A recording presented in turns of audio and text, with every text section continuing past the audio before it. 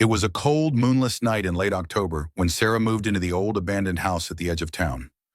Rumors had always swirled around the place, stories of disappearances, ghostly sightings, and a sense of malevolence that seemed to seep from its very walls. But Sarah, ever the skeptic, brushed off the tales as mere superstition. The first night was uneventful. Sarah unpacked her boxes, setting up her new home with a sense of excitement. By the second night, however, things took a sinister turn. It began with a faint whispering, barely audible, as if the house itself was trying to communicate. She dismissed it as the wind or her imagination playing tricks. On the third night, the whispering grew louder, more insistent. It seemed to come from the walls, echoing through the empty rooms. Sarah could no longer ignore it. She followed the sound to a small, hidden door in the basement that she hadn't noticed before. With a mixture of curiosity and dread, she opened it, revealing a narrow, spiraling staircase descending into darkness. Gripping a flashlight, Sarah ventured down the stairs. The air grew colder with each step, and the whispering intensified, now accompanied by distant, mournful wails. At the bottom of the stairs, she found herself in a dank, subterranean chamber filled with old, decaying furniture and dusty, forgotten relics. In the center of the room stood an ancient mirror, its surface tarnished and cracked. As Sarah approached the mirror, the air grew thick with a palpable sense of dread. She felt a chill run down her spine as she saw her reflection twist and distort, becoming a grotesque mockery of her own face. Her eyes in the mirror turned black, and a sinister grin spread across her reflection's lips.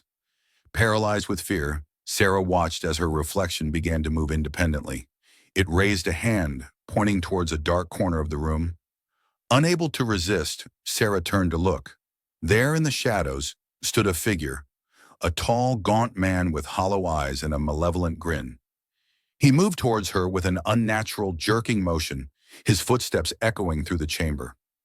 Desperate to escape, Sarah turned back to the stairs, only to find them blocked by a heavy iron door that had somehow appeared. The figure was closer now, his breath icy on her skin. She could hear his raspy voice whispering her name, promising eternal torment. In a final act of desperation, Sarah smashed the mirror, hoping to break the curse. The glass shattered, and for a moment there was silence. But then, from the shards, an unearthly scream erupted, filling the chamber with a deafening noise. The figure vanished, and the iron door swung open. Sarah fled up the stairs, heart pounding, and burst into the basement. She slammed the hidden door shut and bolted it. The whispering ceased, and the house fell silent once more. But from that night on, Sarah was never the same. She could feel the house watching her, waiting. The reflection in any mirror she looked into would sometimes grin back at her, a constant reminder of the horrors lurking beneath. She sold the house and moved away, but the nightmares followed her. Every night, she dreams of the basement, the mirror, and the gaunt man with hollow eyes. No matter where she goes, she knows she can never escape the haunted echoes of that dreadful night.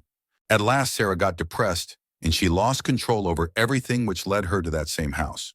She went in the same house and went down to the basement, where she locked herself, and she was never seen again. And there was no one to investigate about her, as she was an abandoned child who ran away from the orphanage. And this remains the mystery of Sarah.